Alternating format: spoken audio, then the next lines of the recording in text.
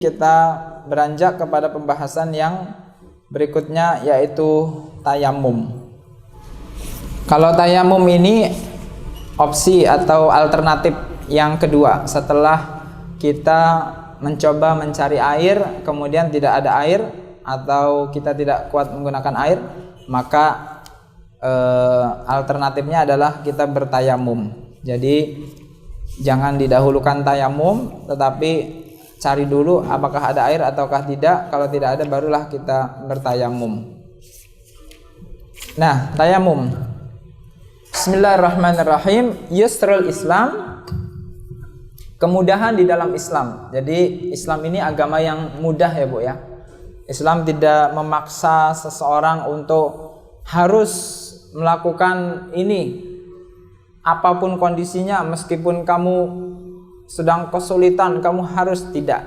Islam ini agama yang yusr, yaitu agama yang mudah. Jadi bantahan terhadap orang-orang barat yang menyatakan bahwasanya syariat Islam ini hanya mengekang kehidupan manusia, mempersulit kehidupan manusia, itu adalah tuduhan yang tidak berdasar. Karena sesungguhnya Islam ini sangat mudah. Apa yang kita inginkan, Islam memperbolehkan selagi berada di dalam jalur syariat. Namun ketika sudah di jalur syariat, maka itu ya yang tidak diperbolehkan. Alimna annal wudu syartun li sihhatis shalah. Kita mengetahui ya, kita sudah belajar pada pertemuan yang lalu bahwasanya wudu itu adalah syarat sahnya sholat. Jadi kalau kita mau sholat, kita wajib berwudu. Meskipun kita sudah bersih, meskipun kita sudah wangi, tapi kalau kita belum berwudu, maka kita belum dinyatakan sebagai orang yang sah untuk melaksanakan sholat. Harus wudu terlebih dahulu. Wa tawaf wa massul mushaf wa hamluhu, ya, baik kita mau sholat, mau memegang Al-Quran, ya, itu disunahkan untuk berwudu. Kalau untuk sholat, wudu itu menjadi syarat, jadi harus, wajib. Tetapi kalau untuk memegang Al-Quran, itu para ulama berbeda pendapat. Ada yang menyatakan wajib, ada yang menyatakan sunnah. Ya, kalau saya lebih kepada pendapat yang sunnah. Artinya seseorang yang tidak berwudu pegang mushaf itu tidak berdosa, tetapi alangkah baiknya ketika sebelum memegang Al-Quran dia berwudu terlebih dahulu. Wal wudu wat tawaf. Nah, ibu-ibu kalau mau tawaf juga, misalnya sudah melaksanakan umroh, ya kan, sudah tawaf, sudah sa'i, kemudian sudah kembali ke hotel, sudah tidak ihram lagi. Kemudian kalau mau ke Masjidil Haram, ya, mau sholat, itu kan disunahkan sambil nunggu sholat itu tawaf dulu. Nah, tawaf itu harus dalam keadaan suci. Tidak boleh orang tawaf dalam keadaan berhadas, karena tawaf itu terhitungnya seperti sholat, ya. Tawaf itu terhitungnya seperti sholat sunnah. Innama yakunu bil ma, ya. Ketika seseorang ingin berwudu, ya, itu kan membutuhkan air ya Bu ya. Illal insan qad ya'tadzir alaihi istimalul ma, ya. Kecuali orang yang memiliki uzur tidak bisa menggunakan air, imma li faqdihi au bu'duhu. Bisa jadi karena air itu sama sekali tidak ada, faqd itu adalah hilang, ya, hilang air, maksudnya dia tidak menemukan air, ya, kemudian hanya ada air minum misalnya, maka dia diperbolehkan untuk bertayamum. Au limaradin, atau karena dia dalam kondisi sakit, ya, dalam kondisi dia tidak kuat, kedinginan. Kalau pakai air nanti tambah menggigil, tambah panas badannya, atau lukanya terkena air bisa tambah parah gitu, ya.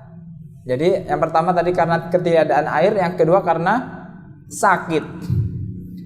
Famin yusril Islam wa samahatuhu syara'at tayammum biturabi tahir audan 'anil wudu. Maka Islam, karena kita dalam keadaan sulit mencari air atau dalam keadaan nggak boleh kena air karena kita sedang sakit, maka Islam memperbolehkan seseorang untuk berwudu Aiwadan itu sebagai pengganti anil wudu, dari wudu, atau pengganti juga dari mandi. Hatta la yuhramul muslim min barakatil ibadah. Ya, yang penting seseorang itu tetap bisa ibadah. Ada alternatif lain tidak berwudu, yaitu dia bisa bertayamum. Makna tayamum, arti tayamum, ya.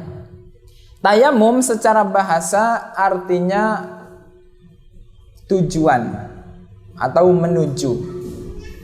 Yuqalu tayammamtu fulanan ay qasadtuhu. Orang-orang Arab kalau mengartikan tayamum itu maksudnya menuju, ya. Ada seseorang yang bilang tayammamtu fulanan ay qasadtuhu. Saya bertayamum ke fulan, maksudnya adalah saya menuju ke tempat fulan, ya. Jadi ini bahasa Arab. Kalau bahasa Indonesia tidak bisa menjelaskan sebagaimana yang dijelaskan oleh orang-orang Arab, karena tentu bahasa Arab ini sangat kaya. Setiap kata, setiap suatu perbuatan itu ada kosakatanya. Berbeda dengan Indonesia yang kosakatanya hanya sedikit dan itu semuanya bisa untuk semuanya. Seperti coklat, ya. Coklat ada makanan, ada warna. Jadi karena bahasa Arab ini semuanya ada istilahnya. Duduk itu ada duduk, ada jalasa, ada qa'ada, ya. Ada sekitar 5 kosakata duduk. Karena apa? Karena orang duduk, ya, bermacam-macam bentuknya. Ada yang duduknya secara teratur, ada duduknya selonjoran, ada duduknya menduduki jabatan. Nah, itu masing-masing ada kosakatanya. Nah, seperti ini tayammamtul fulan. Aku menuju, ya. Menuju itu bukan hanya sekedar menuju. Ada menuju itu ada tujuannya. Ada yang menuju itu hanya lewat saja, ya.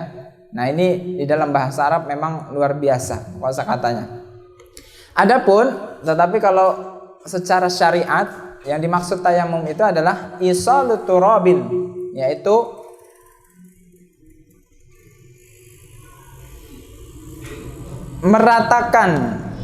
meratakan debu yang suci lil wajhi wal yadain, ke daerah wajah dan kedua tangan, ya. Ini yang dimaksud dengan tayamum. Meratakan atau mengusap debu yang suci ke daerah wajah dan kedua tangan. Biniyatin, dengan niat, ya, dengan niat. Ala wajhin maksus, dengan cara yang sudah ditentukan, ya. Jadi cara yang sudah ditentukan ini harus diperhatikan. Jangan sampai kita punya cara sendiri. Saya punya cara sendirilah, cara tayamum saya berbeda loh, ya, berarti tidak sah.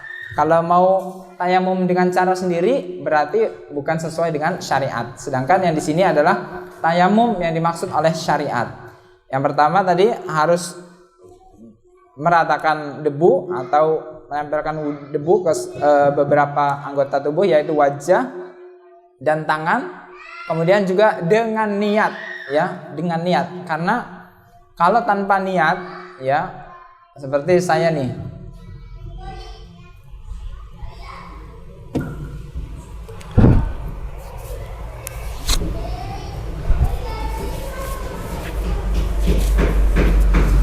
tanpa niat sah nggak, Bu? Tidak sah, harus pakai niat. Kalau misalnya seseorang yang ingin melaksanakan sholat karena dia tidak ada air atau karena dia sakit, dia harus pakai niat. Tapi kalau tadi saya hanya praktek, artinya tidak ada niat, maka saya tidak terhitung sebagai orang yang sedang bertayamum karena tidak ada niatnya. Padahal caranya sudah betul, tetapi niatnya tidak ada, maka tidak sah, ya. Baik, dalil bukan diwajibkan. Dalil disyariatkannya tayamum di dalam Al-Qur'an surat Al-Maidah ayat yang ke-6. Surat Al-Maidah ayat yang ke-6.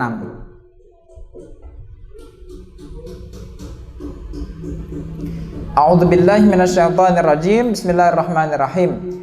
Wa in kuntum marda aw ala safarin aw jaa ahadum minkum minal ghaiti aw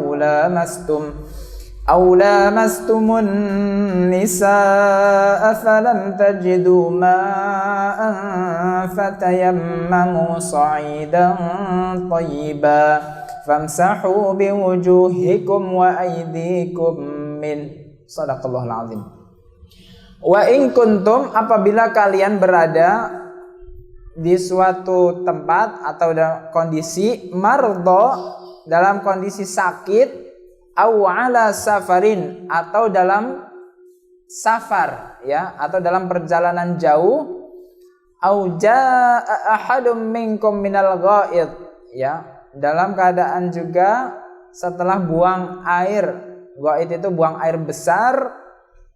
Aula mastumun nisa, atau dalam keadaan setelah kalian, ya, berhubungan, atau dalam keadaan kalian sudah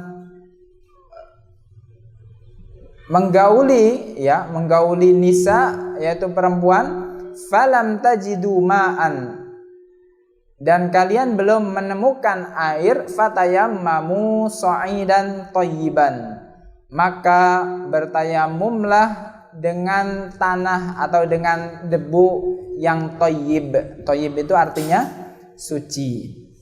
Famsahu biwujuhikum wa aydikum min, dengan cara mengusapkan wajah kalian dan mengusapkan tangan kalian dari debu tersebut, ya.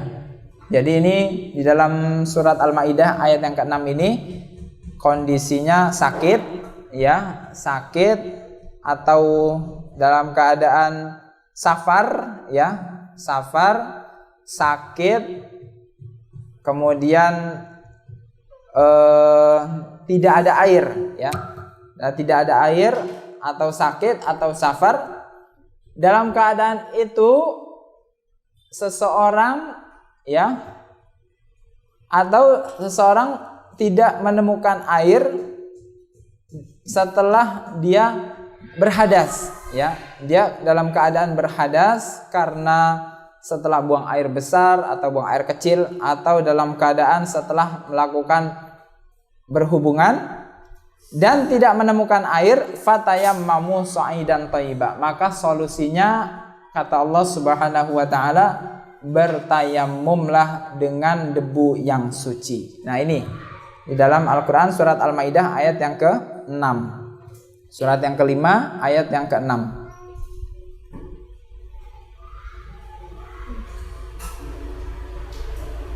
Jadi menurut ayat ini kita bisa bertayamum dari dua, Bu.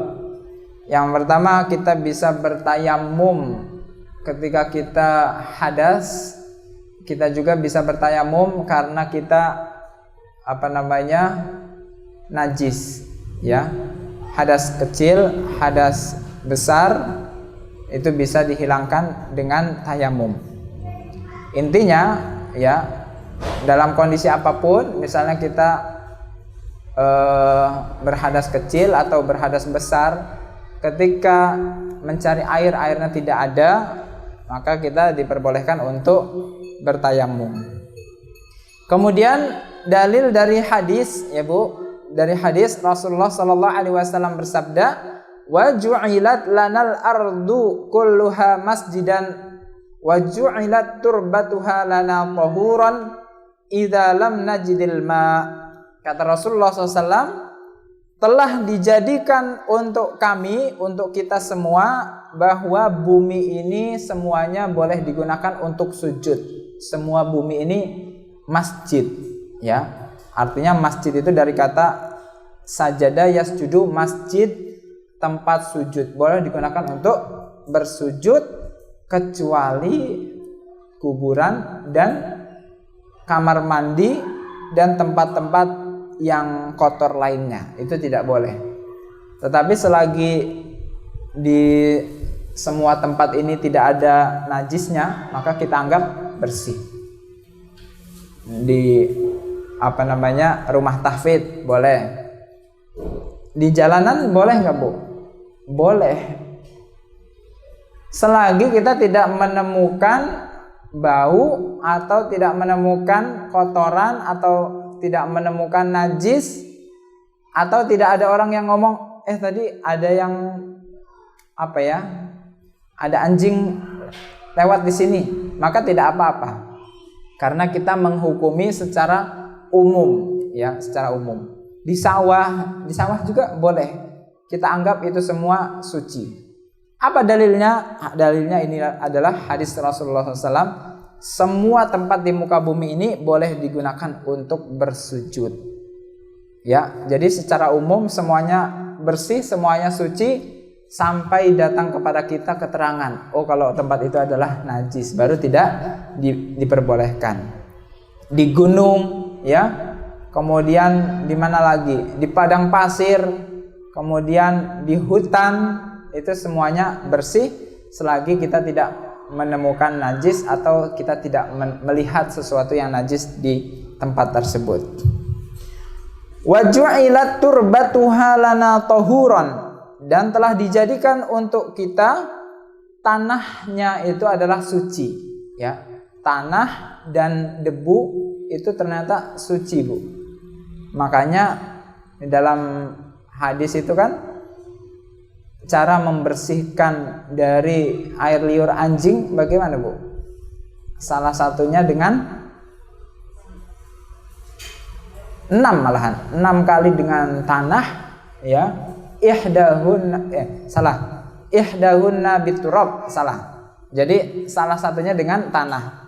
7 kali dicuci dengan 7 kali, salah satunya dengan tanah. Di dalam lafaz yang lain pertama kalinya dengan tanah. Jadi misalnya botol sudah dijilat oleh anjing, nah itu kita bersihkan dulu dengan tanah atau dengan debu atau dengan pasir atau apalah. Nah setelah itu baru dicuci dengan air sebanyak 6 kali, ya, 6 kali, karena yang satunya tadi sudah dengan tanah. Ini menunjukkan bahwasanya tanah juga adalah sesuatu yang suci, tetapi itu bukan untuk bukan untuk berwudu atau bukan untuk bersuci, ya. Ini ada cara-caranya khusus kalau digunakan untuk mensucikan sesuatu, yaitu dengan cara yang tadi, yang bagian pertamanya saja, baru setelah itu dengan air, ya. Intinya adalah tanah, debu itu adalah suci. Idza lam najidil ma, apabila kita tidak menemukan air, kata Rasulullah SAW, apabila kita mau berwudu, kita mau sholat, mau berwudu, namun tidak ada air, maka pada saat itu debu yang kita lihat, tanah yang kita lihat menjadi suci, bisa kita gunakan untuk bertayamum, ya. Itu hadisnya, Ibu, ya, riwayat Muslim. Jadi dari Al-Quran ada, dari hadis juga ada. Jadi tayamum ini sudah ditetapkan oleh Allah dan Rasulnya. Jadi bukan karang-karangan kita, bukan karang-karangan para ulama, tetapi ini adalah syariat. Syariat itu adalah ditetapkan langsung oleh Allah dan ditetapkan langsung oleh Rasulullah Sallallahu Alaihi Wasallam. Asbabut tayammum. Baik, sekarang sebab-sebab tayamum. Sebab tayamum yang pertama adalah faqdul ma hissan, tidak adanya air secara fisik, ya.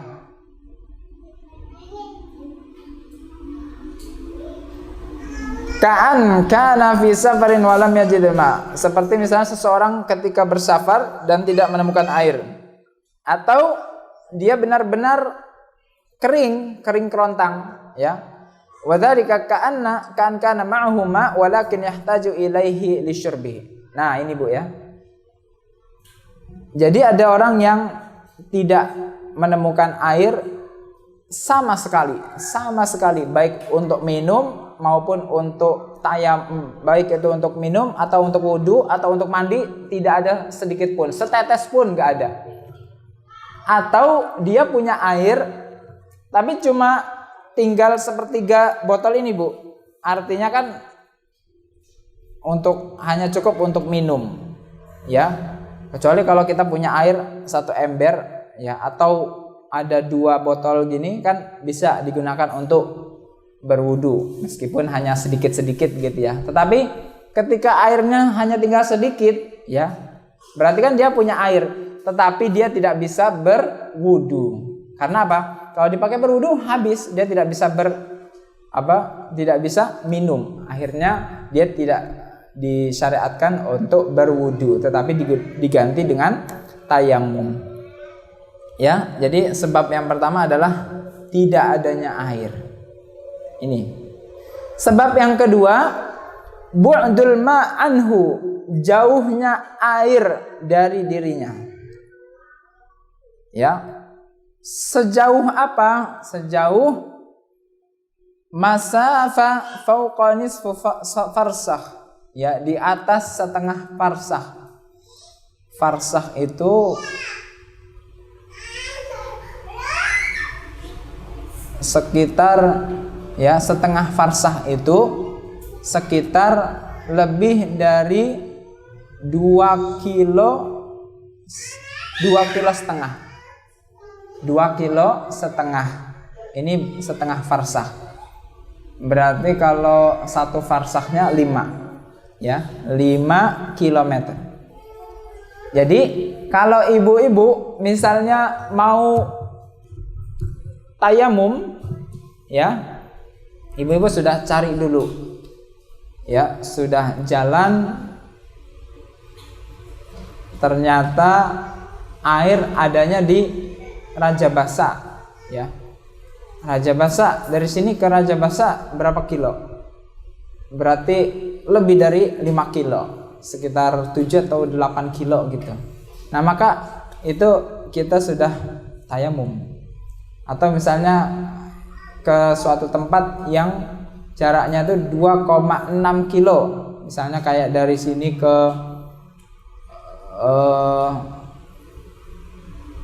Transmart misalnya. Dari sini ke Transmart 2,6 kilo. Nah, di Transmart ada air, tapi kita mau ke sana. Kita lihat di sini, kalau misalnya lebih dari 2,5 kilo, maka tidak diwajibkan berwudu. Artinya sudah boleh bertayamum. Tapi kalau airnya ini masih ada di sekitaran Waidadi, ya kita harus cari dulu, Bu, sampai Waidadi gitu. Jadi misalnya katanya sih musim kemarau, kering kerontang. Ternyata di Waidadi ada sumber air, ya, orang-orang pada ngambil air dari Waidadi, maka kita ambil dulu dari Waidadi baru kita wudu, ya. Tapi kalau sudah lebih jarak 2,5 kilo atau sudah sampai 2,6 kilo, maka kita sudah diperbolehkan untuk tayamum. Intinya dicari dulu, ya.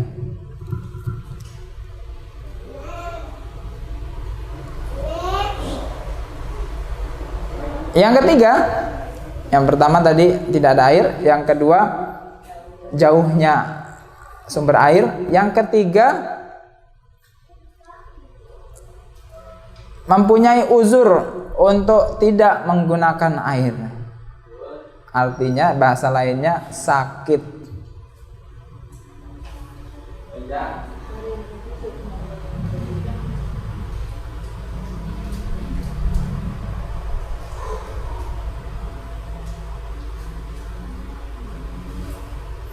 Mempunyai uzur ini ternyata ada penjelasan lagi, ya, Bu, ya. Ternyata sakit itu masih ada di bawahnya.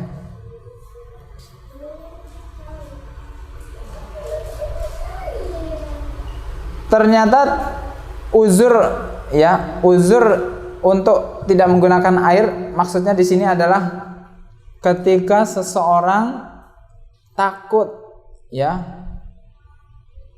takut akan musuh, ya, atau karena bayarnya mahal misalnya.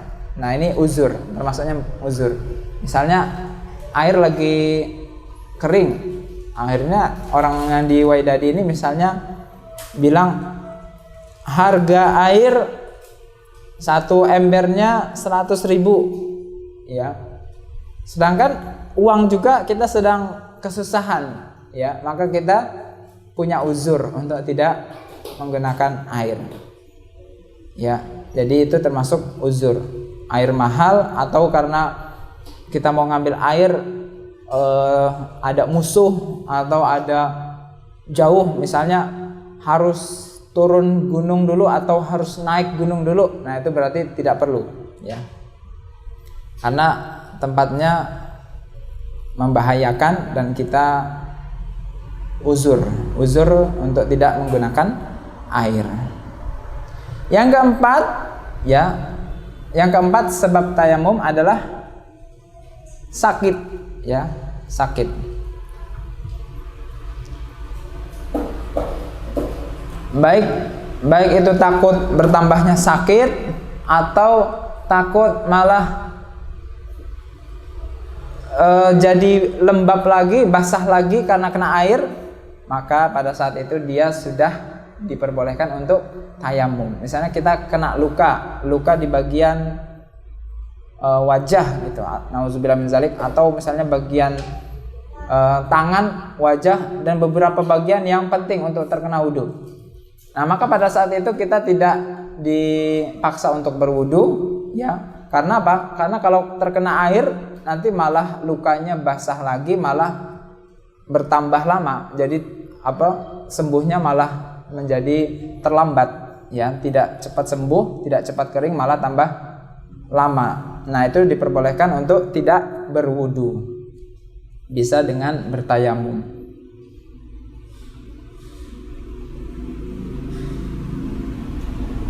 Nah yang keempat karena dingin yang yang kelima adalah karena dingin yang sangat menggigil ya, dingin dan menggigit. Kalau cuma dingin ya subuh-subuh juga dingin ya Bu ya, tapi maksudnya adalah dingin sampai benar-benar menggigil gitu.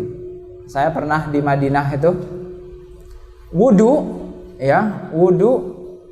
pakai air dingin. Setelah wudu, karena lagi musim dinginnya bisa sampai 4 derajat, 4-6 derajat. Kalau 8 derajat itu ya bayangin ya Bu ya, kita di dalam ruangan aja AC paling dingin kan 16 ya. Jadi saya dari luar itu habis pulang dari masjid kan dingin banget, masuk kamar AC-nya 16 tuh malah hangat ya, karena di luar 6 derajat, di dalam 16 derajat. Jadi masuk ke kamar itu malah hangat. Nah di luar sangat menggigil, dan ketika berwudu itu sangat luar biasa dinginnya, maka harus ngerebus air dulu, pakai pemanas air itu, baru dicampurin di ember, baru bisa berwudu. Dan setelah berwudu ya, karena kan udaranya dingin, langsung kedinginan lagi. Padahal sudah berwudu pakai air hangat, tapi langsung kedinginan lagi karena udaranya yang begitu dingin. Nah, kalau kan ada tipe orang yang dia tidak kuat dengan kedinginan, akhirnya dia diperbolehkan untuk tidak berwudu. Dia habis berwudu, kayak saya punya teman, dia kalau habis berwudu dia langsung menggigil sampai nggak bisa sholat ya. Masa sholat kayak gini terus ya, padahal sudah pakai jaket, sudah pakai shawl gitu ya, tetapi dia masih menggigil. Akhirnya diperbolehkan untuk tidak berwudu, dia cukup bertayamum, setelah itu dia sholat ya. Intinya adalah dia tidak menggunakan air atau tidak berwudu, diperbolehkan tayamum karena dia dalam kondisi dingin yang sangat menggigil ya. Kalau di sini insya Allah nggak ada yang dingin sampai menggigil, kecuali dia dalam keadaan sakit. Kalau di Timur Tengah itu, apalagi sekarang di Timur Tengah, saya dengar konon sudah mulai hujan es ya, sudah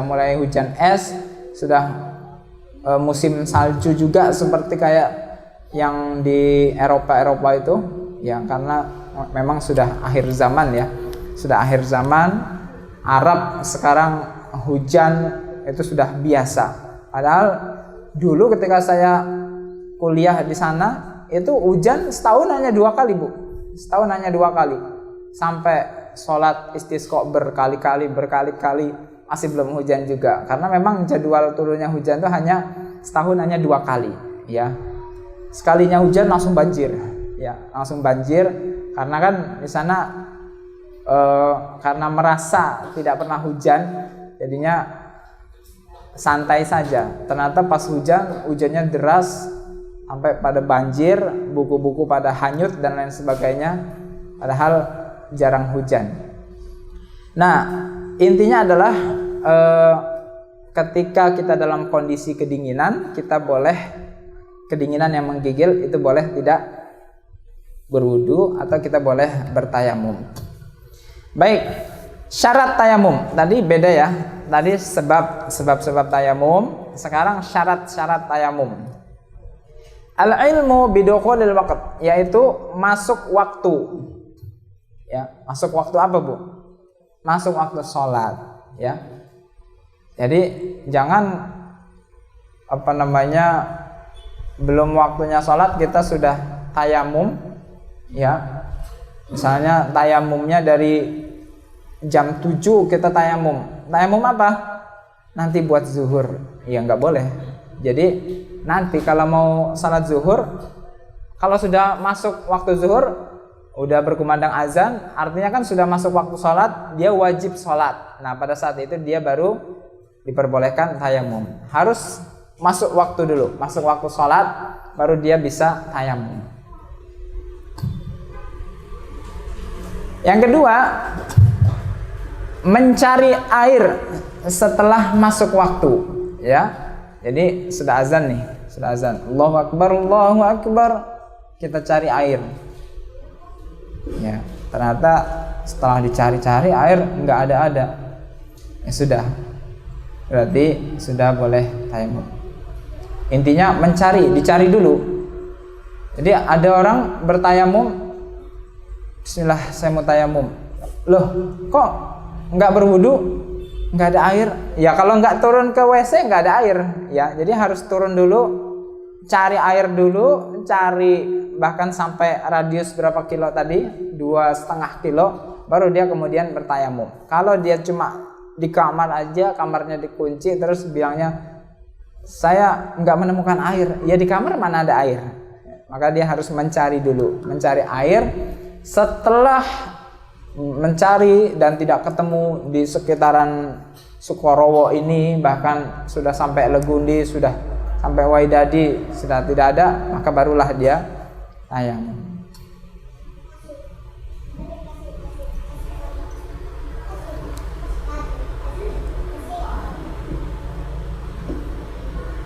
Ibu-ibu pernah tayamum, Bu? Alasannya apa, Bu? Safar. Nah ya, safar boleh, sakit juga boleh. Kalau alasan yang ketiga ini tidak ada air, nah ini alasan yang kurang tepat, karena masih di Indonesia ini masih banyak banget air, ya. Jadi kalau alasannya karena tidak ada air, sebetulnya kurang tepat. Kecuali kalau ibu dalam kondisi di gunung ya, Bu ya, di gunung, pernah mendaki gunung kan, Bu? Mendaki gunung tidak ada air, ya itulah tayamum. Iya, zaman sekolah ya, misalnya sedang pramuka atau sedang kegiatan alam, nah itu bertayamum karena memang tidak ada air. Tapi kalau sekarang kehidupan kita normal, kita tayamum itu alasannya jangan karena tidak ada air, karena di sini melimpah, di Indonesia ini melimpah. Bahkan ketika kemarau kemarin masih ada air ya, Bu ya. Ya, jadi belum termasuknya alasan tidak ada air. Tapi lebih kepada alasan karena sakit atau menggigil, atau tadi itu karena sedang safar atau sedang pergian jauh atau sedang kegiatan alam tidak ada air, maka di situ boleh. Kemudian syarat ya, masih syarat yang ketiga,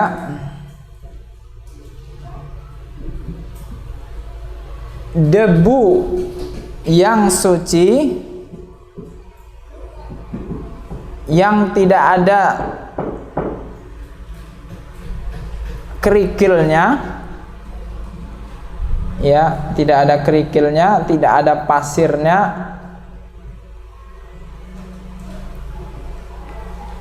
dan tidak ada material-material yang lebih besar dari debu. Jadi kalau misalnya kita mau tayamum, Ustadz katanya kan pakai debu, itu di pasir apa, di depan rumah tahfidz ada pasir, itu kan debunya banyak. Nah itu nggak boleh. Karena apa? Karena ada campuran kerikilnya, pasir-pasirnya, itu nggak boleh. Harus benar-benar debu yang suci, ya. Debu yang suci, yang benar-benar bersih, tidak di bawah sini, Bu. Kalau di bawah ini kan sudah kena kaki, sudah kena kaos kaki, entah kena apa, ya. Jadi debunya tidak bisa digunakan untuk bersuci. Tapi kalau mau cari yang suci, ya berarti di papan tulis ini suci, di sini juga. Ini ada debunya, Bu. Ini kalau disedot, mesti nanti di vakumnya itu mesti ada debunya. Ini ada debunya. Kemudian, iya, itu di situ juga dinding, di apa, besi ini juga, di apa, tirai juga ada debunya, di hordeng juga ada debunya. Intinya bagian-bagian yang tidak kotor, ya. Kalau kotor kayak tong sampah itu nggak boleh. Tong sampah, kemudian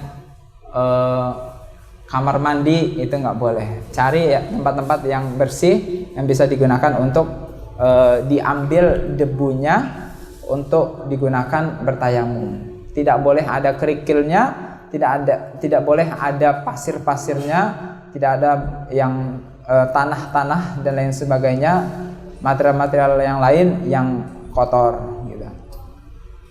Jadi itu syaratnya, debunya harus suci. Yang keempat syaratnya adalah membersihkan diri dari najis terlebih dahulu, ya. Bersihkan diri dari najis terlebih dahulu.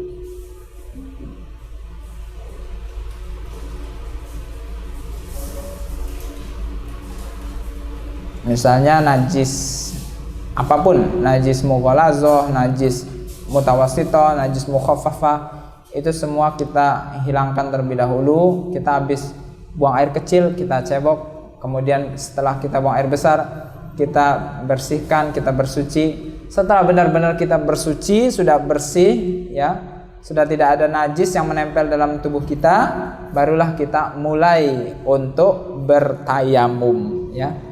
Jangan sampai masih habis buang air kecil, misalnya tidak dicebok, atau kita habis pegang nyebokin anak, masih ada kotorannya, kemudian kita terkena ompol atau lain sebagainya, kemudian langsung tayamum, tidak boleh. Harus dibersihkan dulu, pastikan kita tidak ada bau, tidak ada najis yang menempel dalam tubuh kita. Kemudian yang terakhir, yang kelima, syarat yang kelima, menghadap kiblat. Nah, ini dia yang jarang diketahui. Kiblat kita di mana, Bu? Kalau di sini, sana ya, ke arah sana. Berarti mau tidak mau Ibu harus menghadap ke kiblat, ya. Jangan di tembok situ, karena tidak bisa menghadap kiblatnya. Membelakangi enggak, tetap tidak bisa. Pokoknya cari suatu media atau tempat yang pada saat kita bertayamum itu kita menghadap ke kiblat. An yajtahid fil qiblati qablahu, menghadap ke arah kiblat sebelum seseorang itu bertayamum. Itu syaratnya, Ibu, ya. Kemudian rukun atau kewajiban pada saat tayamum. Nah, jadi Apa bedanya syarat sama rukun, Bu? Kalau syarat itu kan kewajiban sebelum melakukan, sebelum tayamum lah. Sebelum tayamum ada syarat-syarat yang terpenuhi. Debunya harus baik, kemudian hadap kiblat, kemudian masuk waktunya. Itu kan sebelum kita masuk ya, Bu ya. Sebelum kita masuk ke tayamum. Nah, ini setelah kita masuk tayamum ada hal-hal yang wajib yang harus dilakukan. Ada 4 hal. Ya, itu bedanya syarat sama rukun. Syarat sholat berarti kewajiban-kewajiban yang wajib dipenuhi sebelum sholat. Tapi kalau rukun sholat berarti kewajiban-kewajiban ketika sedang melaksanakan sholat. Nah, itu bedanya syarat sama rukun. Rukun tayamum, ya, rukun tayamum itu ada 4. Yang pertama niat, ya, niat tempatnya ada di hati. Boleh juga dilafazkan, tetapi bukan bermaksud menjadikan niat itu adalah amalan lisan, bukan. Tetapi lisan itu hanya untuk membantu hati ini supaya kita lebih yakin gitu. Jadi tetap namanya niat itu kan hati ya, Bu ya. Lisan ini hanya membantu lebih yakin. Karena ada, Bu, orang yang ketika dia niat, dia was-was terus. Saya ini udah niat belum ya? Akhirnya dia ketika beribadah, ketika sholat, ketika wudhu, ketika melakukan amal-amal itu dia dalam kondisi tidak tenang. Karena dia masih menggantung. Nah, akhirnya para ulama mempermudah, boleh niat itu dilafazkan, bukan untuk menjadikan niat itu amalan lisan, tetapi niat itu tetap di hati, tetapi lisan hanya membantu saja untuk lebih yakin. Jadi apa yang diucapkan, ya, apa yang diucapkan? Nawaitu istibahatas shalah au fardhas shalah au nafliha, ya. Nawaitu istibahatas shalah lillahi ta'ala. Nawaitu tayammum istibahatas shalah lillahi ta'ala. Nah, ini ibu-ibu yang kesusahan dalam niatnya, selalu ragu-ragu, bacanya ini. Nawaitu tayammuma istibahatas shalah lillahi ta'ala. Boleh ditulis. Nanti terjemahnya juga ditulis ya, Bu ya. Nah, setelah ditulis terjemahnya, silakan nanti boleh yang pakai Arabnya, boleh yang pakai Indonesianya juga boleh, atau tidak diucapkan sama sekali juga boleh. Yang penting niatnya sudah yakin, ya. Nawai itu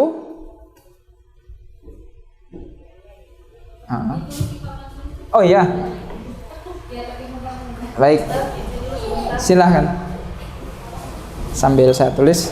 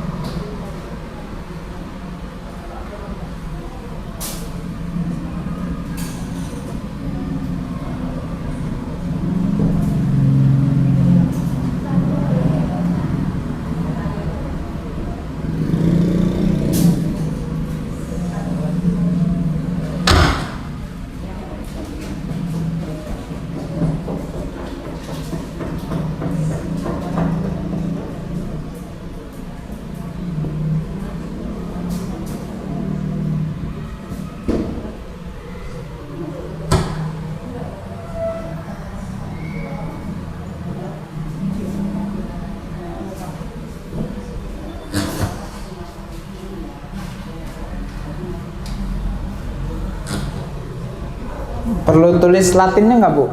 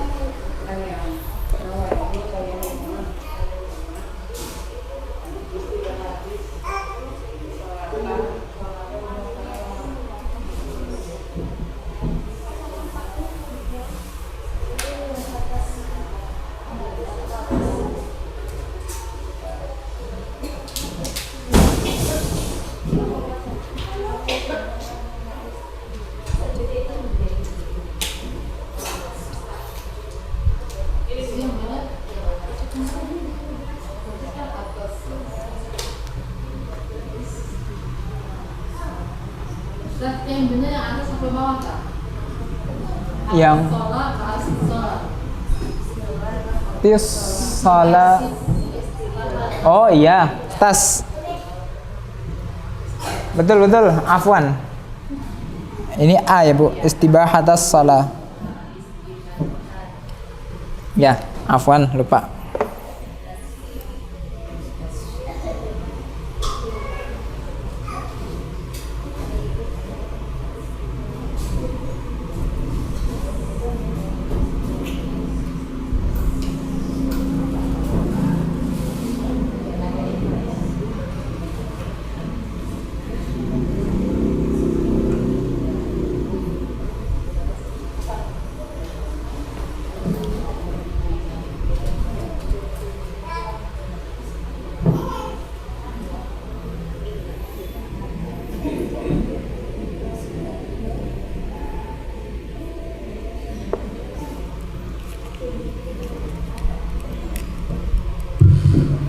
Ya, untuk terjemahnya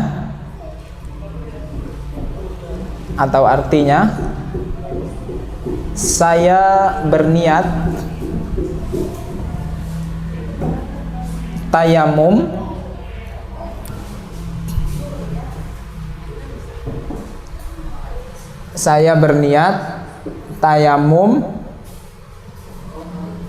agar dibolehkan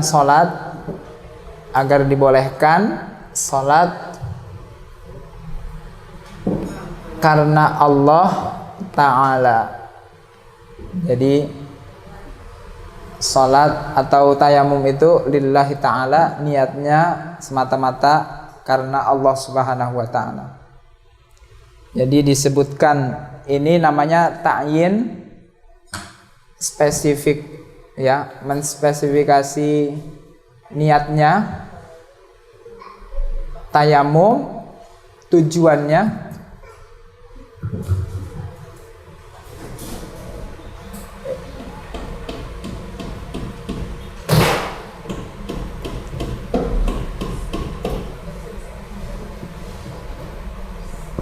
biar lebih spesifik, karena ada orang tayamum itu kan yang bukan untuk sholat.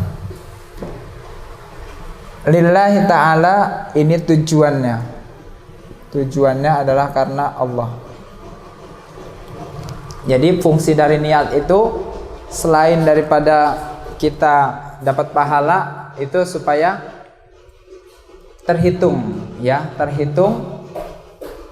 membedakan membedakan tujuan-tujuan apa yang sedang kita inginkan.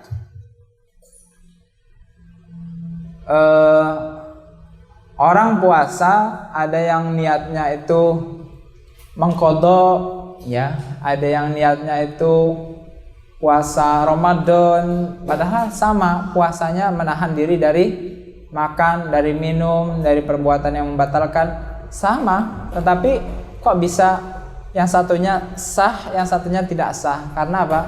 Yang satunya sudah diniatkan untuk puasa Ramadan, yang satunya saya puasa Senin Kamis, ya. Padahal sama-sama nggak makan nggak minum, tapi bisa berbeda. Jadi yang membedakan itu niatnya. Jadi harus niat. Maka dari itu niat di sini termasuknya rukun. Kalau tanpa niat maka tayamum hanya sekedar tayamum dan tidak sah sholatnya. Jadi itu yang pertama, rukun atau sesuatu yang wajib. Yang pertama dalam tayamum itu adalah niat. Niatnya sudah kita tulis, nawaitu tayammuma istibahatas sholata lillahi ta'ala, ya. Nawaitu tayammuma istibahatas sholata lillahi ta'ala. Tapi kalau misalnya hanya di dalam hati, ya, atau pakai bahasa Indonesia, ya Allah, aku ingin tayamum supaya diperbolehkan melaksanakan sholat hanya karena Allah Subhanahu wa ta'ala, itu boleh juga. Yang penting hadirkan niat. Jadi jangan sampai tayamum tapi tanpa niat. Harus benar-benar dengan kesadaran yang penuh, ya. Jangan hanya sekedar gerakan tanpa niat, tanpa kesadaran, kemudian tayamum begitu, tetapi tidak ada niatnya. Yang kedua, rukun yang kedua dalam tayamum, mengusap wajah dan kedua tangannya sampai siku.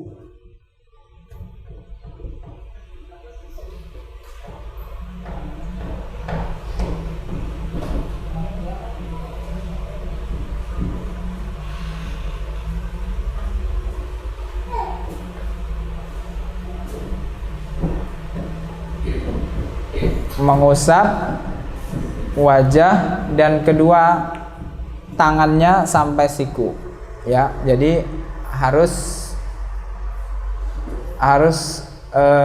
wajah dan tangan, nggak boleh Ustaz ditambahin lah kumur-kumur, nggak ada kumur-kumur.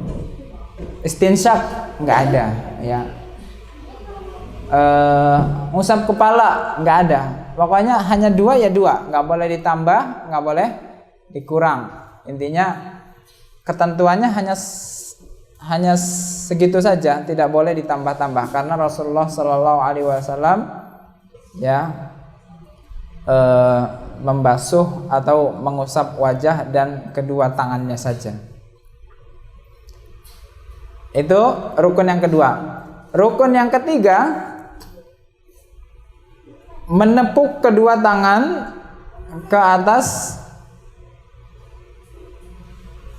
debu, ya, ditepuk dan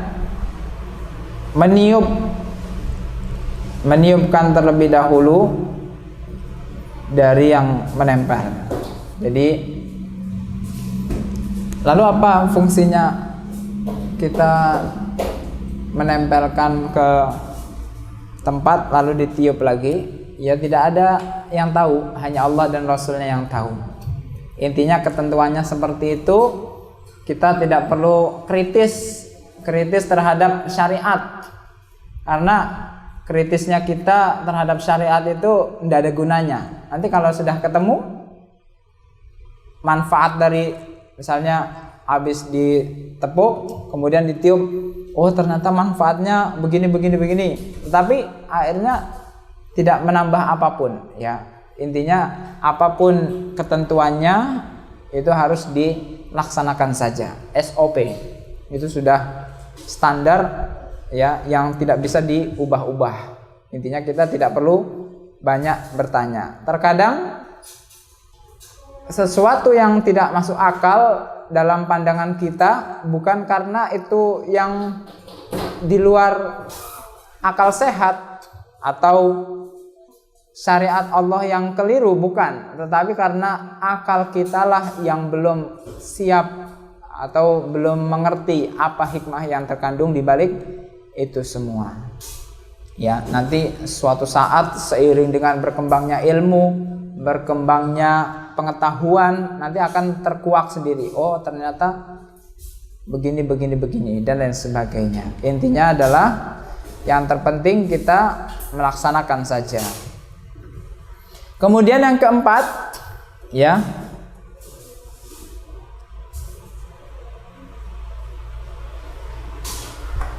yang keempat tertib. Ya, tertib itu berurutan, Bu. Harus wajah dulu, baru nanti tangan. Nggak boleh tangan dulu, habis itu wajah. Karena urutannya ketika berwudu kan wajah dulu, baru tangan, ya kan? Nggak boleh tidak berurutan. Tangan dulu atau apa dulu, ya. Kemudian setelah itu baru niat. Nah, itu nggak boleh, malah mengacak-ngacak syariat yang sudah ditentukan oleh Allah Subhanahu wa taala. Ini malah mengubah-ubah, jadinya malah bid'ah, ya. Jadi yang namanya bid'ah itu seperti itu, Bu. Mengubah-ubah. Saya kepengen yang seperti ini padahal sudah ada ketentuannya. Kecuali kalau memang tidak ada ketentuannya, seperti misalnya bagaimana metode dalam penyampaian. Nah, itu tidak ada tuntunannya, artinya bebas sesuai dengan keahlian kita masing-masing boleh. Tetapi ibadah tidak boleh karena kita kreatif, kita tambah-tambah biar lebih mantap, tidak boleh. Itu yang keempat sudah, ya. Jadi rukunnya ada 4. Yang pertama niat, yang kedua basuh wajah dan tangan sampai siku. Sini, Bu, ya, siku. Kalau wajah itu berarti semua yang terlihat dari depan, ya. Wajah itu dari sini, dari dagu sampai atas, sampai mau tumbuh rambut, ini wajah. Kemudian apalagi yang tampak, pokoknya yang tampak. Misalnya kita ngelihat seseorang dari depan, yang tampak apa aja sih? Oh, telinga, berarti masuk juga dia.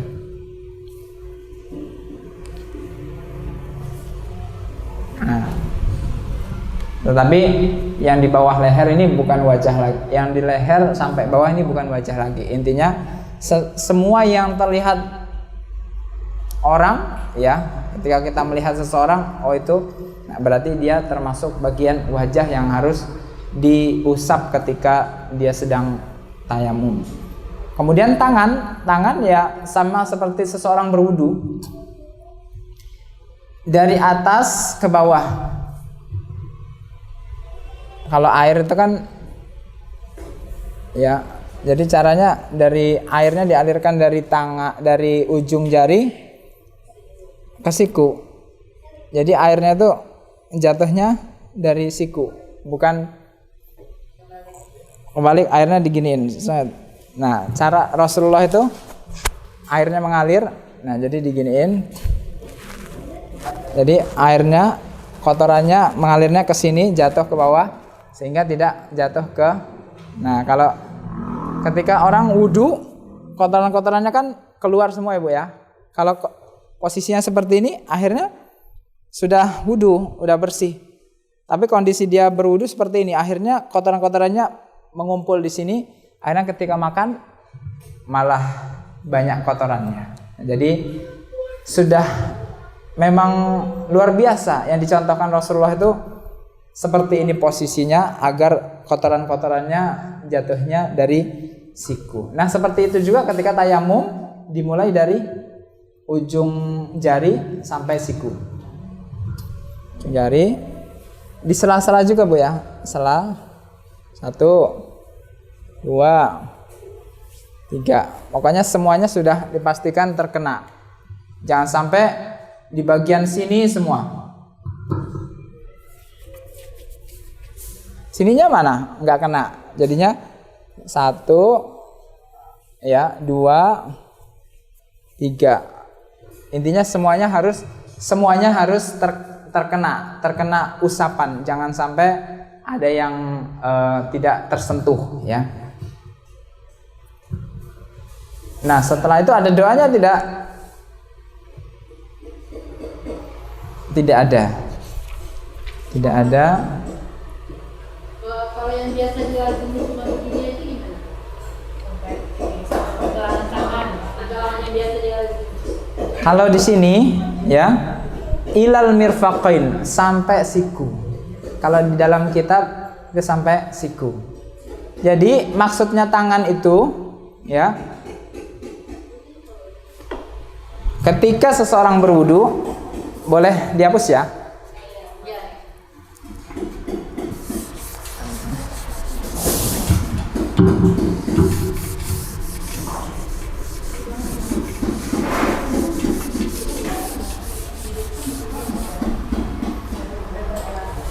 Yang wajib itu tangan sampai siku, baik dalam wudu, ini wudu nih ya Bu, wudu. Nah, yang sedang kita bahas tayamum. Kan ketika berwudu kan ada mencuci tangan, ada mencuci tangan, ada membasuh tangan. Apa bedanya? Mencuci tangan itu yang sunnahnya Bu. Jadi sebelum wudu ada sunnahnya mencuci tangan. Nah, jadi ibu sebelum wudu cuci tangan dulu, itu sunnah, dan itu hanya sampai pergelangan saja. Cuci tangan dulu. Makanya ketika berwudu kan dari awal ya. Misalnya ini keran. Nah, kita cuci tangan dulu ya Bu ya. Nah, ini yang dimaksud mencuci tangan, cuci tangan sampai pergelangan. Ini yang hukumnya sunnah. Sunnah ini kita nggak cuci tangan juga nggak apa-apa. Langsung misalnya langsung wajah, kemudian tangan, kemudian kepala sampai kaki, itu yang wajib. Tapi kalau mencuci tangan ini hukumnya sunnah. Nah, ada juga yang tangan tapi bukan mencuci, tapi membasuh.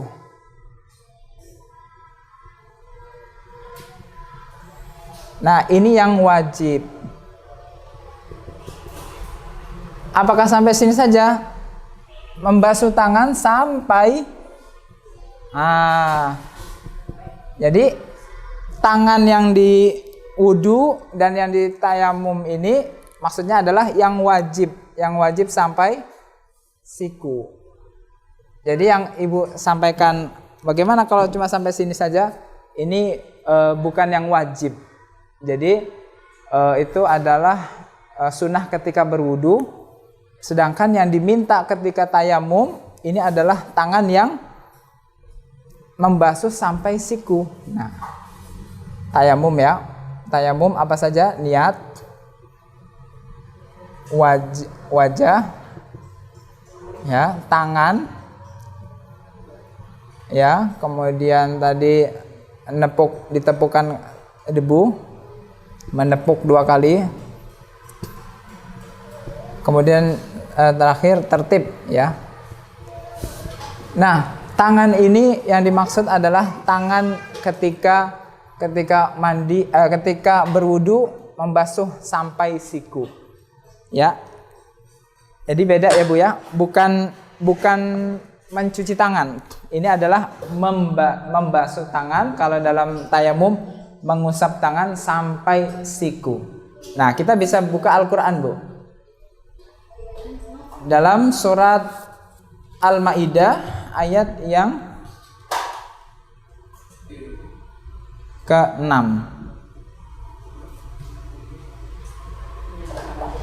Allah Subhanahu wa taala berfirman, "Famsahu biwujuhikum wa aydikum." min, ya.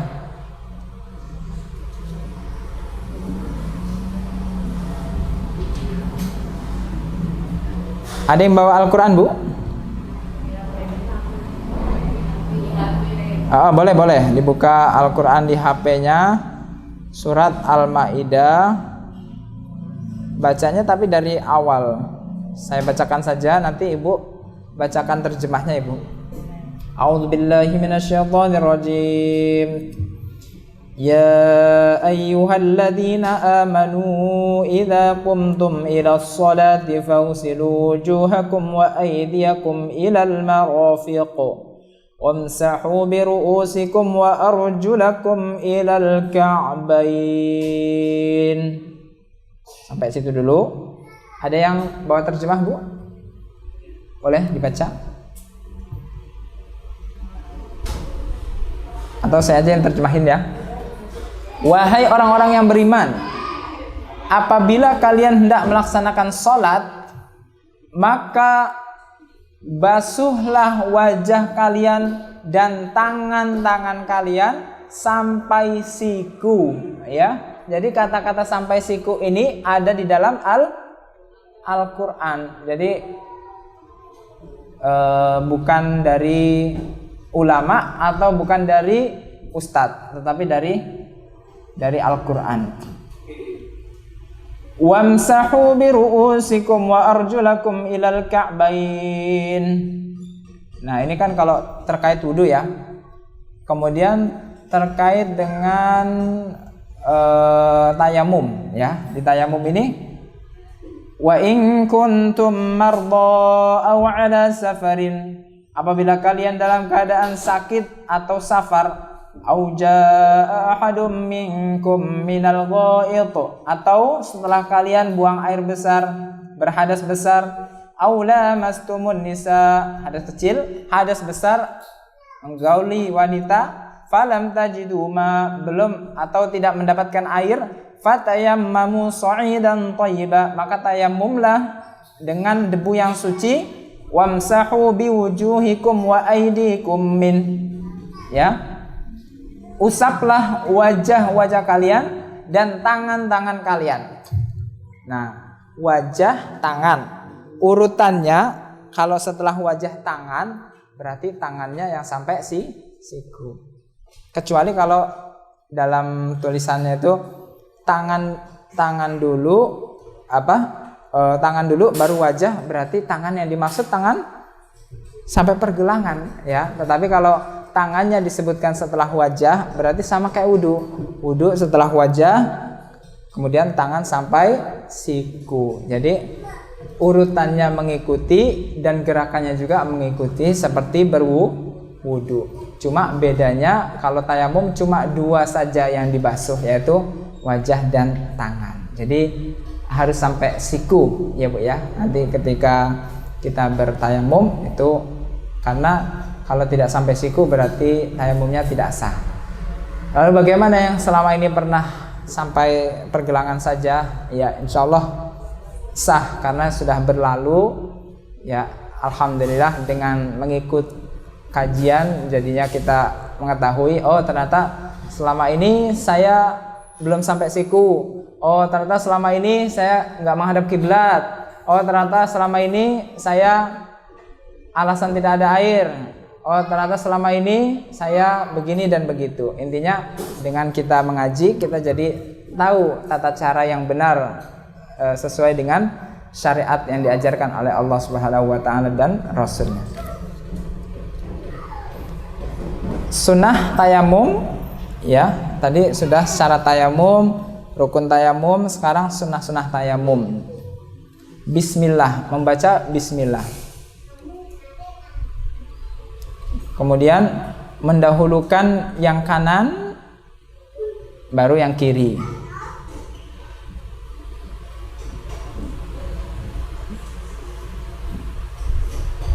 Yang pertama tadi baca bismillah, yang kedua mendahulukan yang kanan,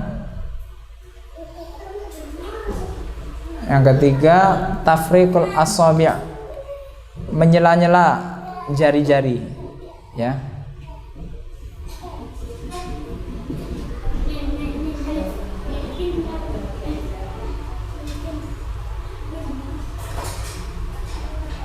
Kemudian yang ke berapa tadi Bu? Sekarang yang keempat, membuka jari ketika menepuk. Iya, jadi posisinya gini Bu. Nah, tidak boleh. Ya.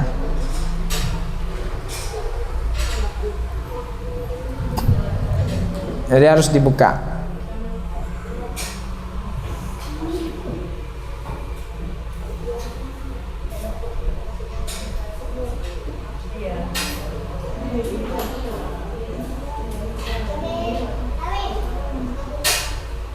Yang kelima, meniup ya. Yang kelima adalah meniupkan. Yang sudah ditepukkan itu ditiup. Setelah ditepuk, jangan langsung ke wajah, tapi ditiup dulu baru ke wajah.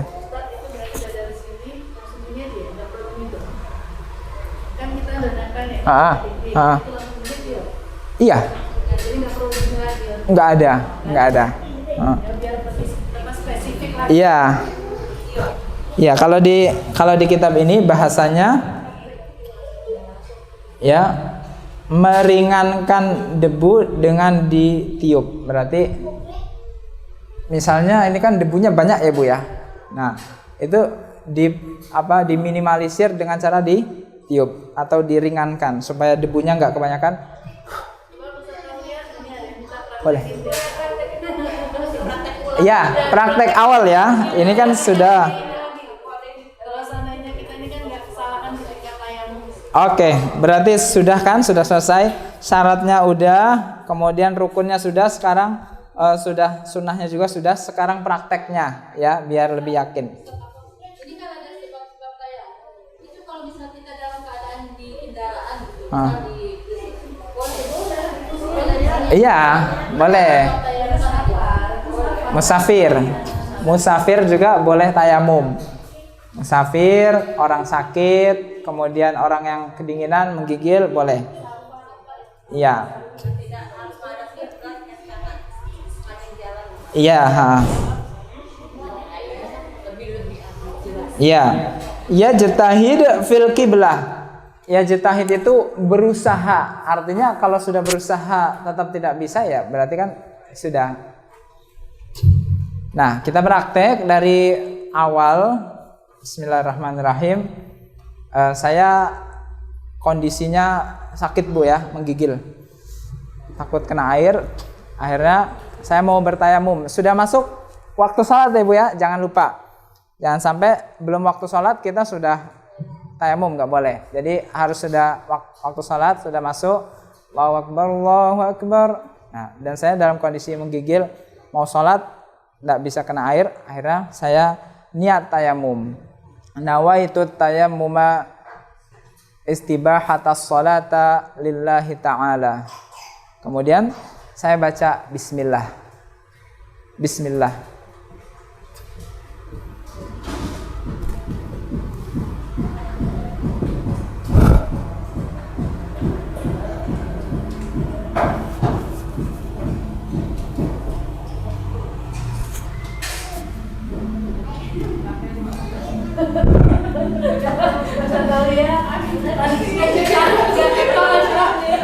Kan kiblat. Oh ya udah, kiblatnya saya anggap sana ya. Baik, jadi anggaplah malah nggak kelihatan ya Bu ya. Iya.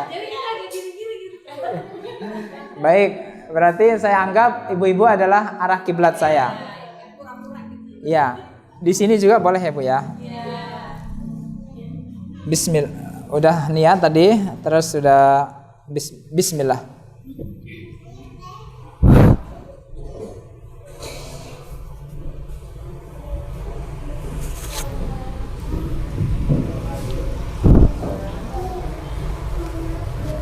Ini ya Bu ya. Afwan. 3 kali. Kemudian yang kiri juga 3 kali. Dah, selesai. Sudah berurutan dan juga tadi dahulukan yang kanan dulu ya Bu ya, jangan yang kiri dulu ya, seperti wudhu lah pokoknya. Dahulukan yang kanan, kemudian sebanyak 3 kali. Kalau tangan 3 kali, kalau wajah cukup sekali ya, cukup sekali.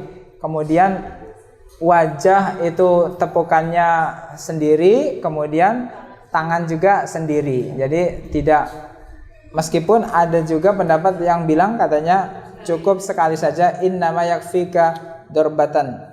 Ada yang bilang cukup sekali untuk wajah dan untuk tangan ya, katanya seperti itu. Tapi untuk lebih berhati-hati dan untuk lebih afdal 2 kali, karena ada riwayatnya juga. Riwayat yang 1 kali ada, riwayat yang 2 kali juga ada. Di dalam kitab ini Al-Fiqh Al-Manhaji disebutkan 2 kali, yang 1 untuk wajah, yang 1 untuk tangan ya. Jadi seperti itu. Tidak ada doanya khusus setelah selesai ya. Intinya sudah selesai praktek tayamum dan sudah kita praktekkan juga. Nah, sekarang pembatal-pembatalnya ya. Intinya sudah tadi ya, sudah yubtilut tayammum wa yunqiduhu umur. Yang membatalkan dan yang merusak tayamum itu ada beberapa hal. Yang pertama, segala apa saja yang membatalkan wudu ya, yang sudah kita sebutkan. Misalnya keluar angin, kemudian tidur dalam kondisi nyenyak, kemudian juga hilang akal, kemudian gila, pokoknya apa saja sama seperti wudu ya, sama seperti wudu. Yang membatalkan wudu itu juga membatalkan tayamum, karena pada dasarnya tayamum itu sejajar dengan wudu ya,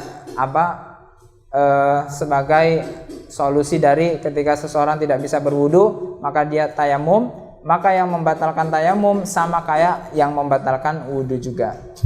Yang kedua, wujudul ma'a ba'da faqdihi. Tiba-tiba ada air ya, setelah dicari nggak ada, ternyata ada air. Contoh, misalnya udah azan ya Bu, udah azan, kita tayamum, kita mau nunggu qomat, tiba-tiba hujan deras ya, hujan deras, maka tayamum kita rusak ya, rusak atau batal. Karena apa? Ada air, ada hujan ya. Pada saat itu kita langsung wudu dan batal tayamumnya. Tapi kalau misalnya orang sudah tayamum kemudian belum turun hujan, pada saat dia sholat turun hujan, nah tetap tayamumnya tetap lanjut sholat dan tidak batal, karena dia pada saat itu sudah masuk ke dalam sholat dan sholat tidak bisa dibatalkan oleh apapun. Kemudian yang ketiga, al-qudrah al-istimalil ma kaman kana maridon fabari. Mampu menggunakan air. Misalnya dia sakit, akhirnya dia tayamum, kemudian pada saat dia mau sholat ya, nunggu sholat, tiba-tiba dia sudah tidak menggigil lagi dan badannya udah enakan. Nah pada saat itu dia langsung berwudu, karena itu tayamum itu sebabnya karena seseorang dia sedang sakit. Ketika dia sakitnya hilang, maka hilang juga tayamumnya. Intinya al-hukmu yaduru ma'al illati wujudan wa adaman. Tatkala ada sebabnya maka ada hukum, tatkala tidak ada sebabnya maka tidak ada hukum. Nah, ini kaidah yang bisa kita terapkan. Kemudian yang keempat, pembatal tayamum yang keempat adalah ar-riddatu 'anil Islam. Keluar dari Islam ya, atau murtad. Ini termasuk pembatal tayamum, pembatal wudu, bahkan pembatal keislaman. Ya, pada saat itu semua yang sudah dia lakukan, baik itu tayamumnya, bahkan sholatnya selama ini, bahkan puasanya, semuanya hilang gara-gara murtad. Jadi murtad itu bukan cuma menghapus tayamumnya aja, menghapus wudunya saja, tetapi menghapus seluruh ibadah amalan yang pernah dia perbuat. Maka di kitab ini disebutkan wal a'yadzubillah ta'ala, na'udzubillah, kita berlindung kepada Allah Subhanahu wa taala jangan sampai kita melakukan perbuatan murtad karena dia bisa menghilangkan semuanya. Wallahu a'lam bishawab.